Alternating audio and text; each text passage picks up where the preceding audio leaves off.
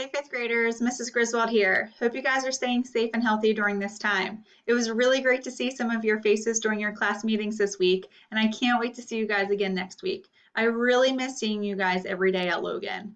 But in the meantime, I'll be recording some videos, and each week I'll be posting a read aloud, helping you guys with one of the standards that you are being assigned to practice for the week. So this week we'll be working on a skill to hopefully help you with some of the work in your packet. So when I'm reading today, I actually don't have the book live with me, so I'll be using an online version. So as I'm using this program, bear with me because I might need to toggle back and forth between a few screens. Today we're going to be reading a realistic fiction text, and it's called Someplace Else by Carol P. Saul, and it's illustrated by Barry Root. Remember that realistic fiction is it's a fiction text, which means it's made up story, but it has realistic characters, meaning that it's people that seem like they're people you could meet in real life. And it has a realistic plot and setting. So these events may seem real, however, it's a made up story. So the author made it up from their imagination, or maybe something that happened in their life. When we read this type of book, we need to remember that we will be seeing realistic characters and they face realistic problems, and there'll be settings that we might be familiar with in real life. So in today's story, Mrs. Tilby, who is the main character, is a little bit restless living at her house in the country at the orchard. So she decides to set out on a journey to find a different place to call home. So I want you to think to yourself, is there ever a time where you kind of got tired of being somewhere and you just wanted to go somewhere else? And if so, where did you decide to go or think about wanting to go? I want you to pause this video and take a second to think about the answer to this question. Good, welcome back. Hopefully you thought about somewhere. When I was thinking about this, I was thinking about times that I maybe get stressed or overwhelmed. And I think about wanting to go to the beach. So this is a place where I can relax. And if I'm thinking about the setting, I'm thinking about listening to the waves crash onto the beach. I'm thinking about the sand in between my feet, the warmth of the sun on my face. So this setting is really calming for me. So this kind of helps calm me down a little bit when I'm feeling a little overwhelmed. When you thought about the place that you wanted to go when you were wanting to escape to go someplace else, why did you choose that place? So today while we're reading, we have a goal to think about. When we're reading today, our goal is to compare and contrast settings within a story by analyzing how they are alike and different so that I can understand how the settings affect characters in different ways. So you guys have been working on comparing and contrasting a lot in your fifth grade classes. So remember, compare means to tell the good, the similarities, which means contrast means to tell the good, difference between the settings. And the setting, as a reminder, is where the story takes place. So we're telling the similarities and differences between the settings in a story by analyzing, which means looking really closely at and digging a little bit deeper, how they're alike and different. So that helps you understand how the settings affect or impact characters in different ways. So if you're thinking about it, where a story is taking place, it really kind of impacts or affects what characters do and how they are in situations. So while we're reading today, I want you to think about the different places and settings that Mrs. Tilby goes and how they affect her. Think about the similarities and the differences between the settings while we read. Someplace else.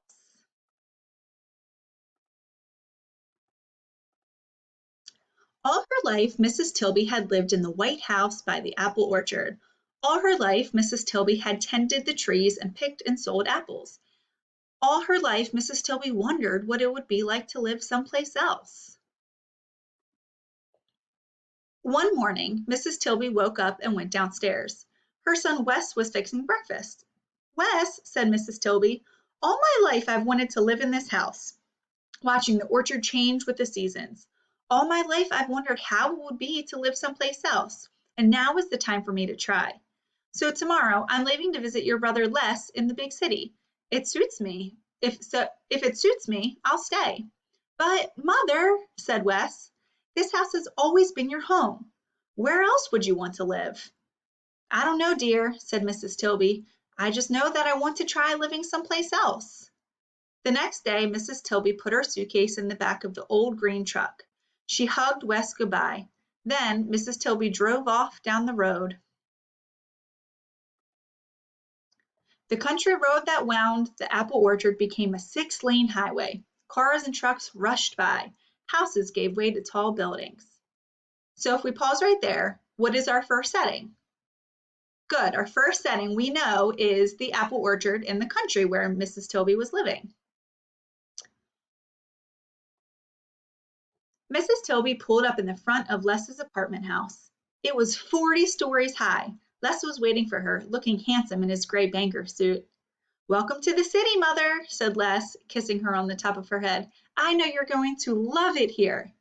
"Thank you, dear," said Mrs. Tilby. She stood on tiptoe to reach his cheek. "It looks that way to me." Mrs. Tilby was happy in the city. She went to museums and theaters and stores and restaurants. She saw all sorts of people and tried all kinds of food. At night, from her bedroom window, she could see the lights of the city shining brighter than the stars. But after a few weeks, she wanted to move on. "I can see why you love city life, Les," said Mrs. Tilby, "with all the hustle and bustle and so much to see and do.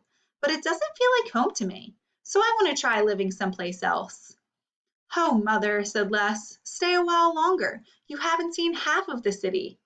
Mrs. Tilby patted Les's hand. "You're a dear boy," she said, "and a lovely host. But tomorrow I'm leaving to visit your sister Tess at the seashore. If it suits me, I'll stay." So if we pause right there, what was our second setting? Good. It was the apartment in the city. The next day, Mrs. Tilby put her suitcase in the back of the old green truck. She hugged Les goodbye and set off toward the highway. Soon the 6-lane highway thinned out. The tall buildings gave way to houses again. Seagulls swooped and called overhead. Mrs. Tilby smelled salt in the air. Mrs. Tilby pulled up to Tessa's house. It stood on stilts at the edge of the ocean. Tessa was waiting for her, wearing a fisherman's yellow slicker. The twins were waiting too. "Grandma, Grandma!" they cried. "Welcome to the seashore, Mother," said Tess. "You'll just love it here." "Thank you, dear," said Mrs. Tilby, hugging everyone at once. "I'm sure I will." If you notice, this author does a really nice job of explaining or really describing the setting here at the beginning of those pages. So it's kind of following a pattern if you haven't noticed. Mrs. Tilby did like the house on stilts. From her window, she could see far out over the ocean. She spent hours gathering shells with the twins and helped Tess cook fresh fish and chowder for dinner.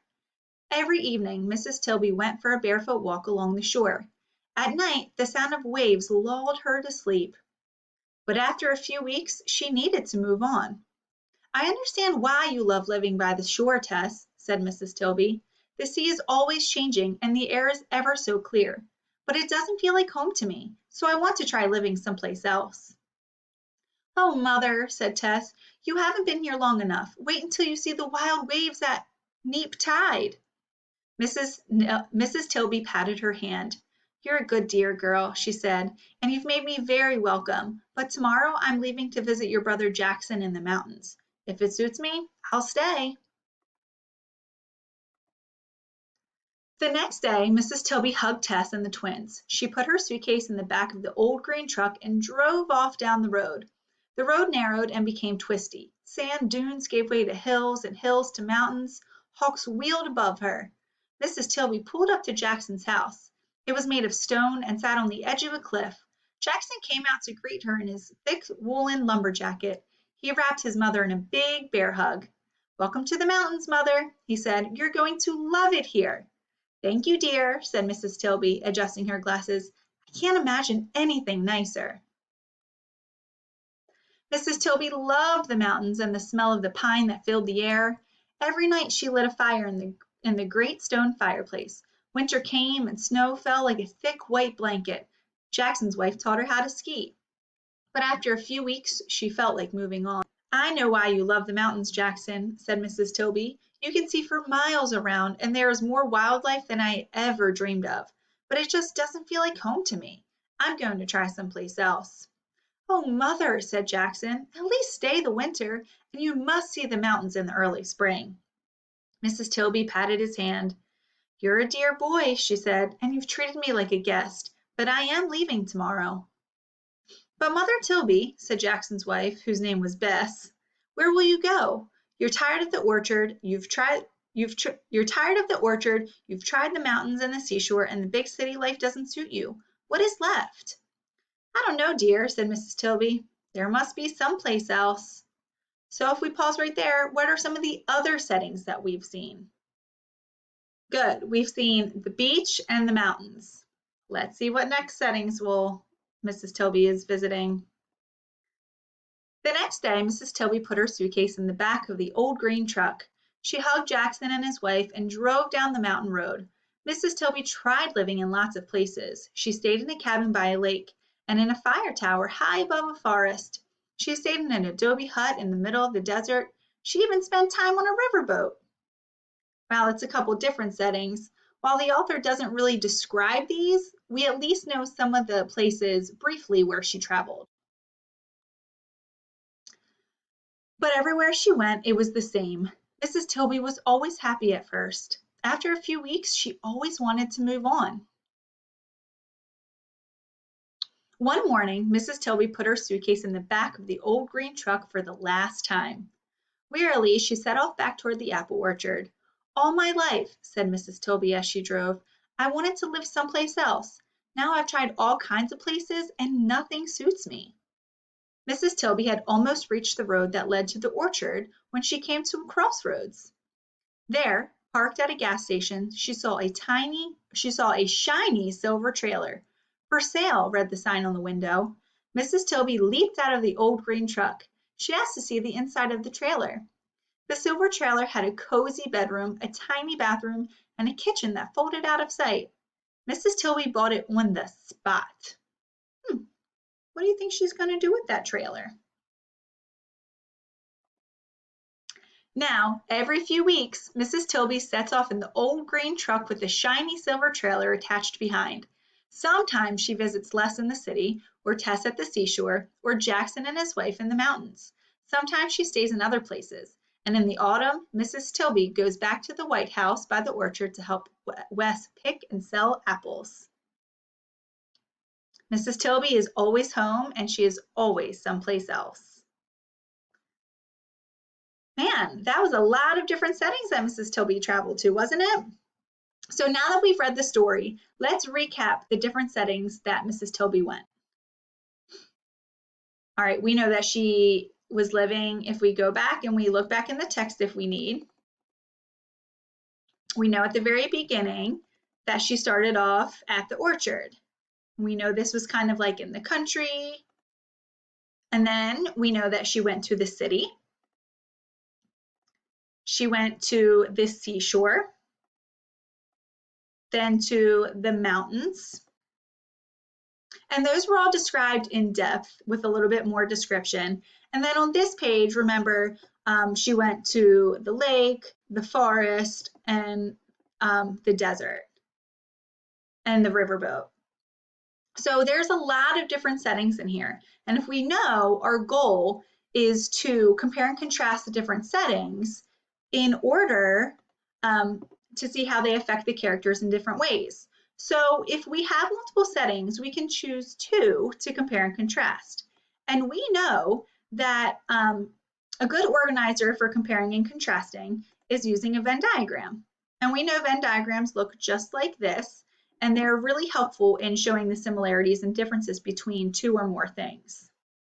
So first, let's decide two settings that would be really helpful to really analyze to see how they affected Mrs. Tilby.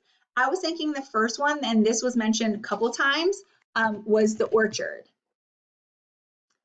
So I'm going to label my Venn diagram. I was also thinking that another helpful or another setting that was described was the city. We could have chosen any of the places where she visited her her kids, but I am choosing the orchard in the city. And then we know the middle represents both. So when we're analyzing the settings, we can go back into the text to describe them. So we know that the orchard was at the beginning of the story. So I'm going to head back here. So we know the orchard, there's really no place around. There's only one house. It's just her and her son. Let me look to make sure I know his name. Her and her son, Wes. It's very green. There's animals. If we look on the next page, it's an apple orchard. So those are some things that we can use to describe this setting. And now when you guys are reading your chapter books at home or some books with a little bit more depth, you might have more description, but this kind of just helps you understand how to do this, skill. So we know that it is quiet, like we just said. We know there are some animals that are there. We know that her son Wes lives there because that's part of the setting, like that's part of the environment. Wes lives there. It's very green and lush with apples. So those are some ways to describe the orchard. Now the city, on the other hand, we know that in this case, it's really high. We know it says it was 40 stories high. There's a lot of people. Look at all of those cars that we did not see in the orchard. There's different restaurants and dining and museums. She's with her son. Let me make sure I have his name correct. She's with her son, Les. It's busy, so it's a little bit different here. So let's add that to our chart. So we know when we are comparing, we want these to be related. We don't want two totally different ideas. So when we're comparing and contrasting, we want them to be related. So while the orchard is quiet, we know we said the city was it was busy with a lot of people and cars.